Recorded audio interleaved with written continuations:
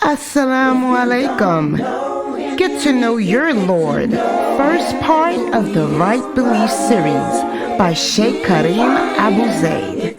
This dynamic literary work of art's main goal is to revive an understanding the names and attributes of Allah.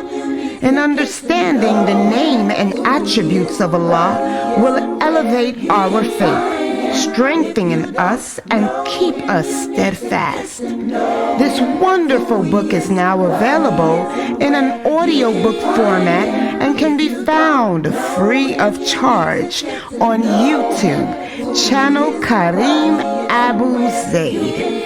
Get to know your Lord. You have nothing to lose.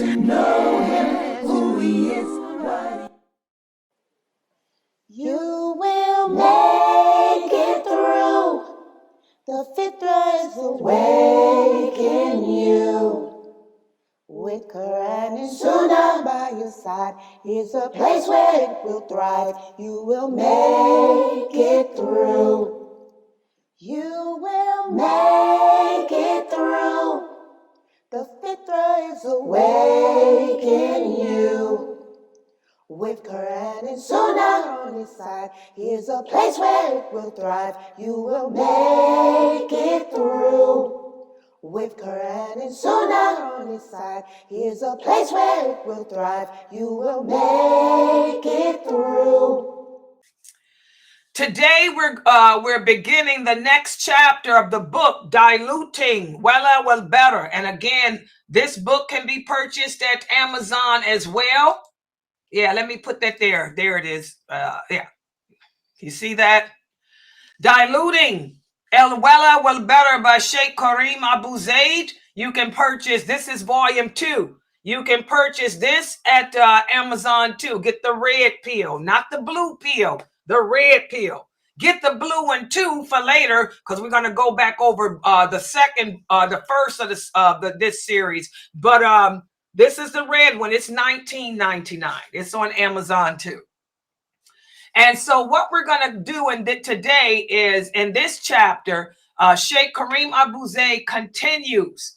He continues speaking about how important it is for us as Muslims to have a curriculum. When we design our curriculum to educate ourselves and our youths about this religion, that the curriculum that we have consists of well better, which is allegiance and disassociation. And today what I'm going to do is go over some more recommendations that Sheikh Karim gives as to what we should incorporate into any curriculum. And that applies to a website like mine.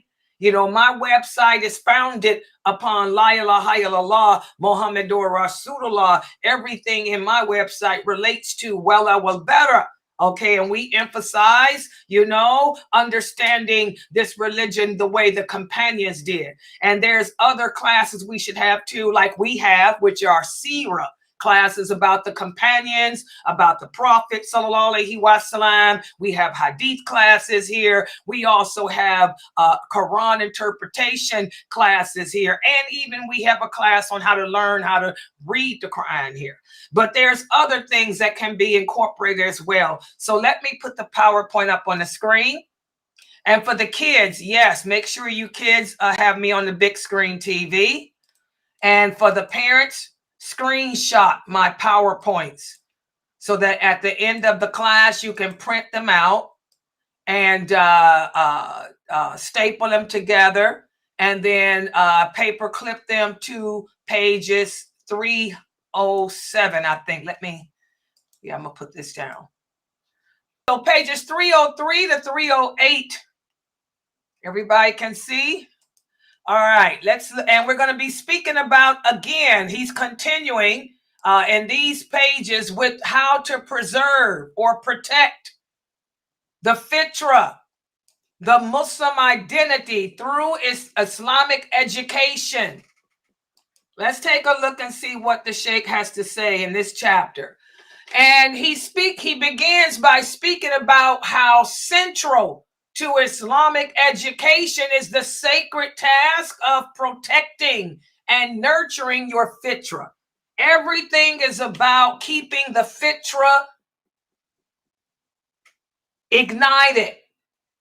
Everything that we do is focused around nurturing the Fitra of our heart. What is the Fitra? The Fitra is the natural inclination that we have as human beings to be attracted to what is good, to be attracted to what is clean. The Fitra is the natural inclination that we have as human beings to reverence the one who created us, which is Allah. That's why it's wrong when you hear Muslims refer to themselves as being reverts. That's not what you are. You're not a revert. You're a convert to this religion, because revert means to go back to your original substance. For example, to go back to a liquid condensity. You guys are not an element. You're a human being. You're saying that you're reverting back to a sperm drop. You're reverting back to an egg. This is the wrong English word. But of course, the Americans were the ones that began this journey of using the word revert. Americans haven't spoken English in centuries, and Americans are good for butchering up and coming up with their own slang, what they call it, slang, hip hop culture way of speaking. So you're not a revert, you're a convert. Convert is the English word that means to embrace a new way of life, to embrace a new ideology. That's a convert, not a revert. Okay, just like yesterday when I spoke about the difference between being famous and being notorious. A lot of people hear the word notorious and you think that it means something bad. Well, that's part of what it means. But when you really look at the meaning of notorious in the dictionary, notorious means to be famous or to be well known, but not in a good way. To be well known in a bad way. And a bad way not meaning that you're a bad person.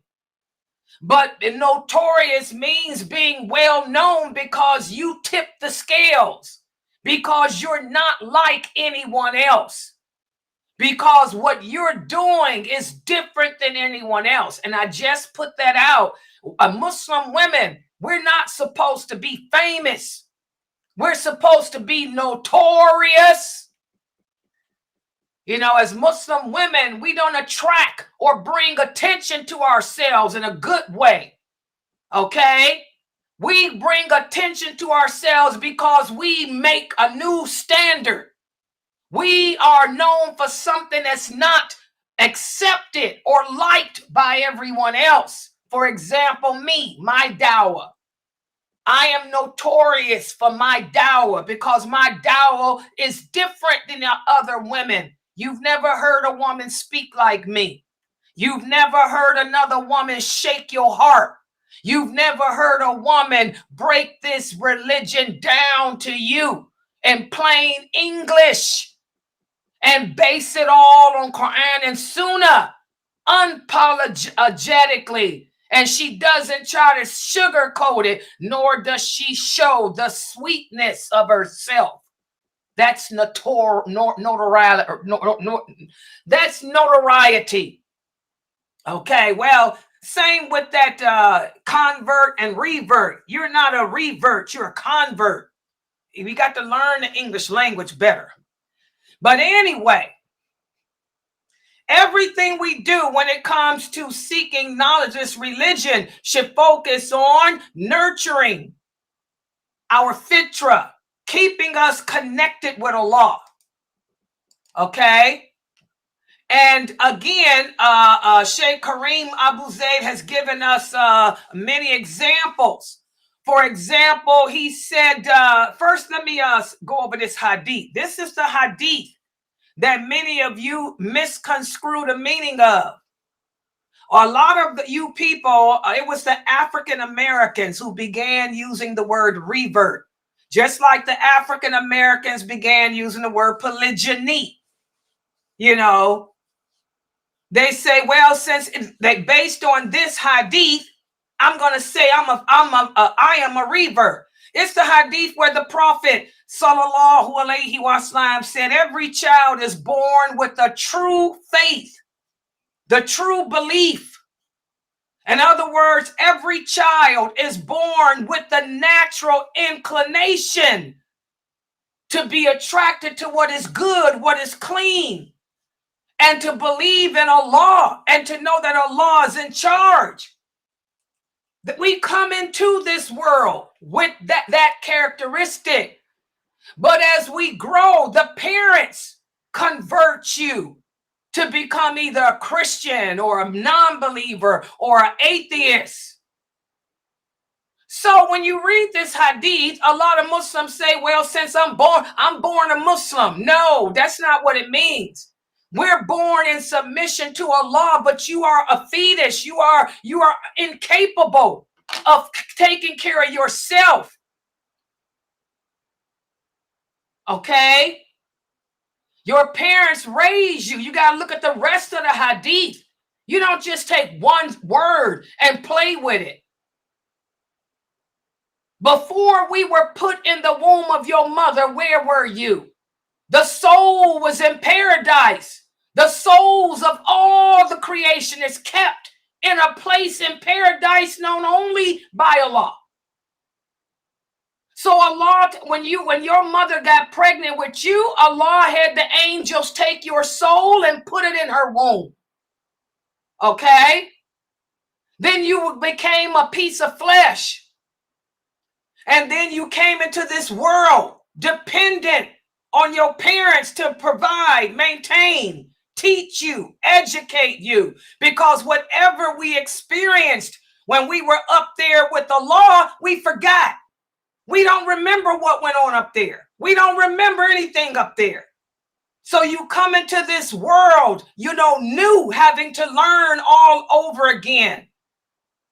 And if your parents don't teach you correctly, you end up adapting a lifestyle, a belief system, an existence that totally contradicts that inclination that's deep within you. So you become a convert, not a revert. Everybody understand? So this is the hadith that people misconstrue the meaning of. Okay, so it's the natural inclination of every human being to believe in Allah. But unfortunately, the reality is most human beings don't.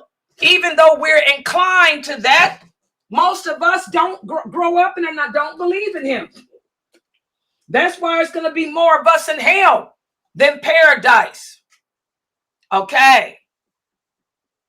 So also we have this verse in the Quran where Allah says in the interpretation of the meaning, direct your face towards the religion that inclines to the truth and adhere to the natural inclination of Allah upon which he created all people. So this verse of the Quran is the dalil for what I'm telling you guys too. When we were originally created, our souls were created and they're kept wherever Allah keeps them. And the souls are in submission. But we don't remember none of that stuff when we come into this world. We don't remember nothing about paradise, about the angels. We don't know what we were doing. Sometimes our souls connect. You might meet a person in this world and you don't understand what it is about that person, but you feel attracted to that person, though the souls may recognize another soul. That's that deja vu. But as far as the natural inclination, that stuff is gone because the parents, if the Fitra is not nurtured, it dies out.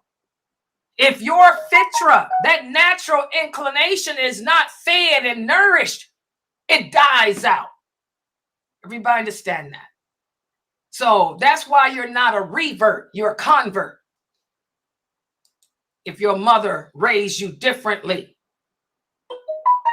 Okay, so I hope this is clear. So, every day of our life here on this planet is should be lived trying to reconnect with that inner disposition, trying to reconnect with that natural inclination to submit.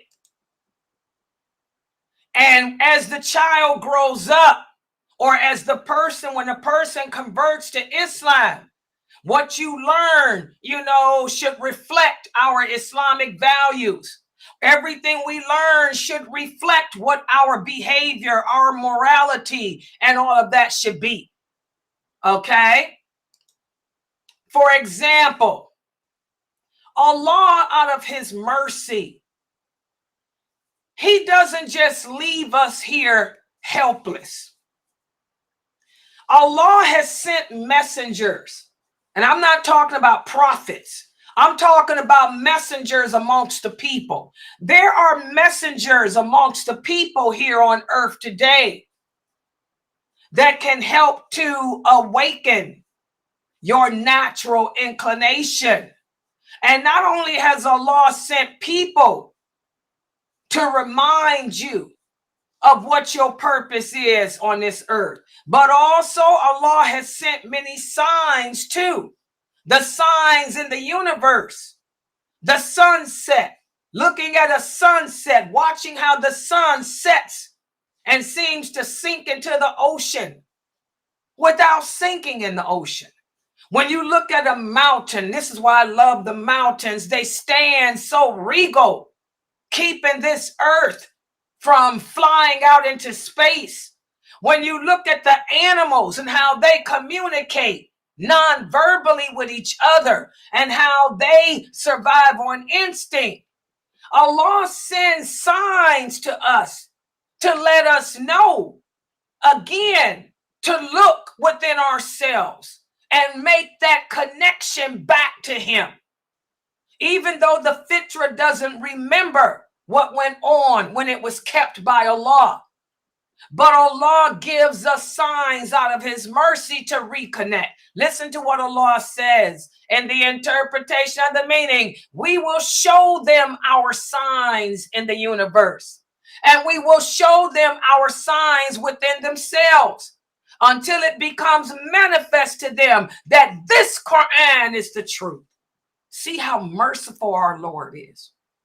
Even though Allah already knows that most of us are going to be in hell forever because we denied him and his existence, he still gives us sign after sign after sign to make that reconnection back with him, to him. Okay? So, the Muslim curriculum, whenever we develop a curriculum for a website, a school, or anything else, or even a masajid, if you're a mosque, you want to put up design courses, to help keep the Muslims on track. There are certain things, that we can do. Certain things that we should incorporate. We talked about some of these yesterday. For example, you want to create a learning environment that is safe, that is respectful and welcoming. You want to create an environment where the students can explore, question, and strengthen their faith without fear of being ridiculed or judged. I was talking to you guys yesterday. When I turn on these cameras, y'all don't know, I have a 24-hour Zoom room. I spend most of my time interacting with my students in my Zoom room. The way I talk to them in my Zoom room is not the way I'm speaking to you now. Right now, I'm speaking to a lot of people. There's a lot of people watching me. There's a lot of people listening to me. And 70% of the people listening are men. So I have to be rough and tough. I have to be, because this is a command from my Lord. I have to be notorious, not famous. Okay? But when I cut off this computer and leave, you guys, my students are here. My voice changes. I'm not rough and tough with my students. I joke with them. We laugh. I get personal with them, ask them about their families. We make fun of each other in a nice way, the way the prophet did with his companions. And my students don't have no fear of interacting with me. They have no fear of that.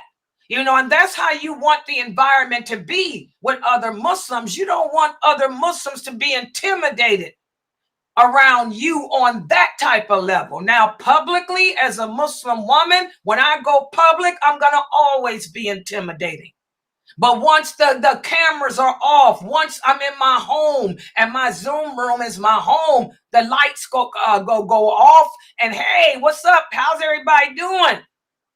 What happened with brother man today? You know, oh, we laugh and have a good time. This is how the Prophet sallallahu alaihi wasallam was with his companions. And this is how the companions were with each other. This is how the Muslim women were with each other. I'm talking to you sisters. Whenever the women left their homes, they had to be strong, rough and tough and intimidating. They were warriors. But when the women were together interacting with each other, they were soft. They showed that raw, that innermost sweetness. As Muslim women, we showed the innermost sweetness with each other, with our sisters in Islam. Not men, our sisters in Islam. The only man that should see that innermost sweetness of you is your husband. And I don't have any brothers in my Zoom room except the two kids who grew up here, okay? And also, so you want to establish a nurturing environment where the people can be safe, they can feel respected, and they can interact, explore, ask questions free of fear. And also the environment should include having role models and mentors for the kids and for the adults. You want to have educators or teachers who are not just knowledgeable of the religion, but who are examples, who represent a great example of Islamic values. And I tell you guys all the time, Dr. Ibrahim Jamali and his wife, Ayin, subhanallah, if you guys can see how Jamali and Ayin interact together, they are two great role models and mentors for a Muslim marriage. How should a Muslim man behave with his wife publicly? And how should a Muslim woman behave with her man publicly? Look at Jamali and his wife, Ayin. They hold hands. Oh, yeah. They hold hands. And they're close to each other. He doesn't move without having his eye on her. She always acts so respectable. She carries herself with dignity. She carries herself with balance. She's beautiful.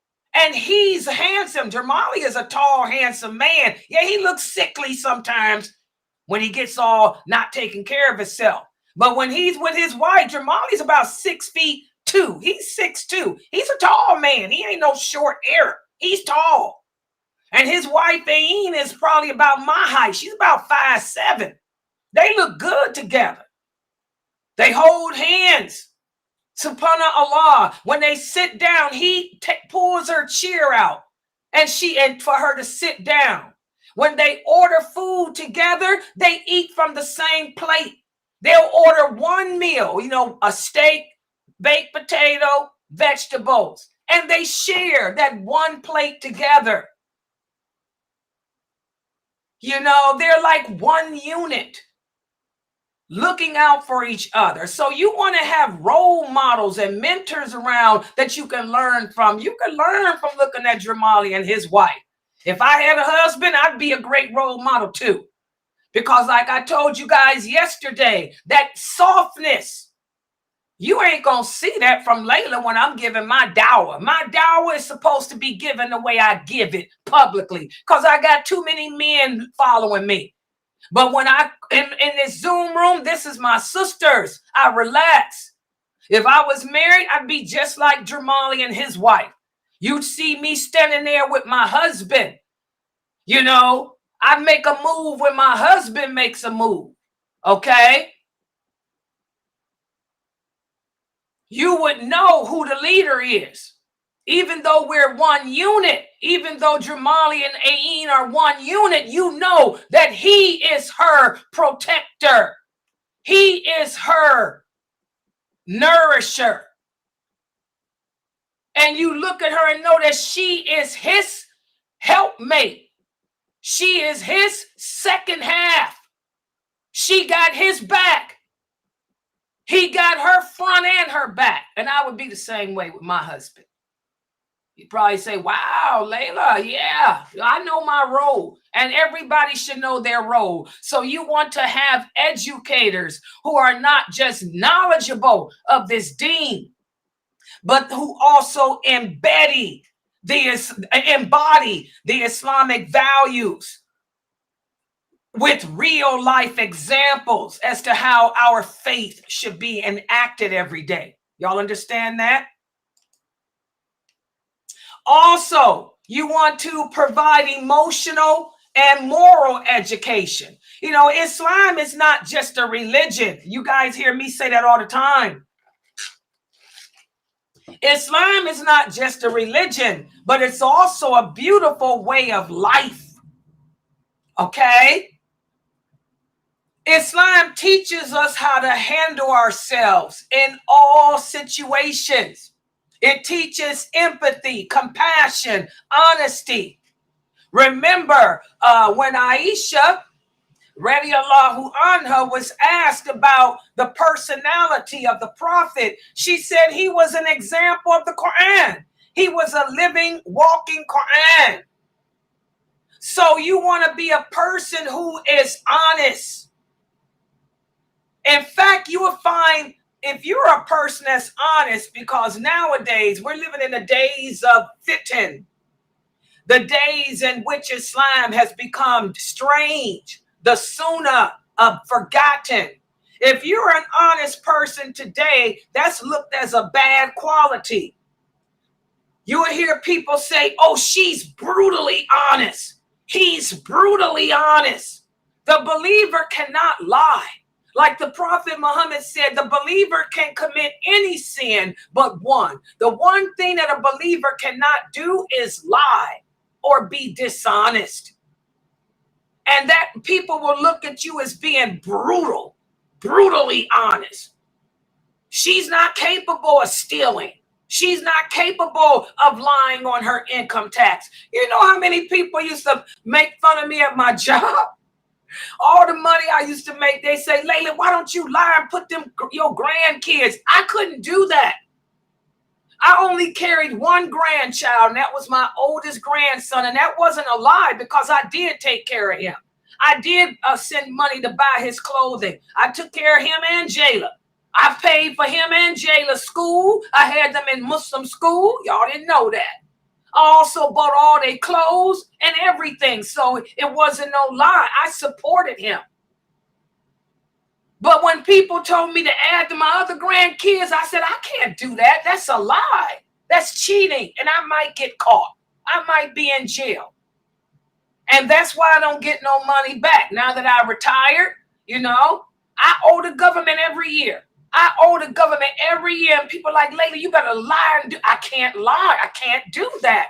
That's the sign. That's how you know. A lot of sisters ask me, how do you know when you reach that level? I tell you, do you cheat? Do you lie? Do you scheme? If you cheat, lie, scheme, you got a lot of growth to do. I don't cheat. I don't lie. I don't scheme. Okay? I'm brutal. Remember, they call me, I'm notorious. She's brutally honest. Oh, yes, I am. I own it. I'll own it. So you want to have a curriculum that teaches, you know, the correct character and behavior that we Muslims should have. Remember, the Prophet sallallahu alaihi wasallam told us, the best amongst us are those who have the best manners, the best character. So whatever type of educational system you have set up in your mosque or in your website, it should also include the ethics, the morality, the manners and characteristics of Islam that were exemplified by our Prophet sallallahu alaihi wasallam and his companions. Okay? You don't want to have an environment of bullying. You don't want to have an environment of putting people down because of their race, their color. And this is a big problem here in America in the Muslim schools. The racism in the Muslim schools is horrible. They treat the kids from Africa. They treat the black people badly. And y'all know I ain't lying. That's why I have no respect for these famous speakers here in America. I'm sorry. These Arabic famous speakers, I don't have respect for them because I know what goes on in their mosques. Because the black people in their mosques are sitting right in here in my website telling me about what they allow to happen in their schools. They're racist. You Arabs got to get over that racism. And I ain't talking about the ones from North Africa. I'm talking about you other Arabs, Palestinians. I'm going to keep it real. A lot of you Palestinian Arabs here in America are racist. And you want to know why Allah keeps sending his trials. Stop being racist towards the black children in your communities. Stop being racist to the black women in your communities. And the black men shake his hand. Brother is African American. He converts to Islam, comes to the mosque to pray, and he's happy to go to be around Muslims and goes to give you salams, and you won't return it because he's black, because he's African American. But when that Arabic person comes in, oh, you salam him. When that Pakistani comes in, you salam him, but you're going to leave the African American brother standing there? Oh, yeah. I'm sorry, guys, I speak the truth. And that's why I have no respect for these famous brothers y'all be pushing around. I ain't got no respect for them. Not all of them are like that. Sheikh Kareem Abu Zayd's not racist. He's not racist, guys. He'll hug you and everything. Okay? Sheikh Morsi is not racist. Brother Daryl Kirk is part of his community and he's African American. He'll tell you Sheikh Morsi ain't like that. Okay? Dr. Ali is not like that. But then again, they're North Africans. They're Egyptians. It's weird. We got to work on that as a ummah here in America. All right? Also, whatever educational system you have going at the mosque or your website, it should integrate the Quran and, of course, the hadith classes, understanding the Quran classes. Okay? Everything should focus around those two things because the only two sources of Islam is the Quran and the hadiths. That's it. Scholarly views is not a source. I repeat, the views of the scholars is not a source of Islam. I repeat again, scholarly views, fatwas are not sources of Islam. There's only two sources, as the Prophet Muhammad sallallahu alaihi wasallam said, the book of Allah and me, my sunnah. Those are the only two sources in Islam. Can't no scholar change this religion and tell you that you have a choice.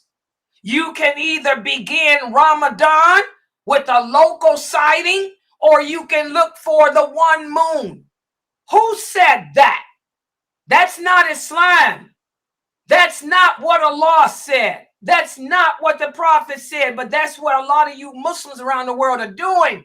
Many of you are choosing local sightings. You have disobeyed the law, disobeyed the prophet, but you followed an opinion of somebody else. Shame on you.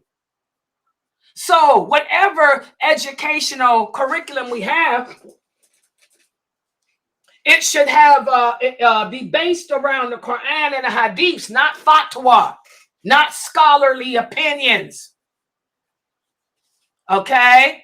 And also, there should be a holistic approach taken too. What does that mean? That means your curriculum should focus on spiritual, intellectual, and physical development for the kids. You know, I say taekwondo classes. Oh, yeah. And my website, I encourage all my kids. I tell all the parents here to put your children, your girls and boys, in taekwondo classes. Because being able to protect yourself physically is important, especially in this day and age. And it's also something that the Prophet sallallahu alaihi wasallam encouraged. He said we should be distinct and we should be prepared to defend ourselves, defend this religion if we have to. So self-defense classes. Plus, they're also good for your physical development too. It'll help you to stay in shape. Okay? It'll help to keep your health good. So these are just some more suggestions that Sheikh Kareem Abu Zaid has come up with in this chapter as to how to develop an Islamic curriculum that will also nurture and nourish the Fitra,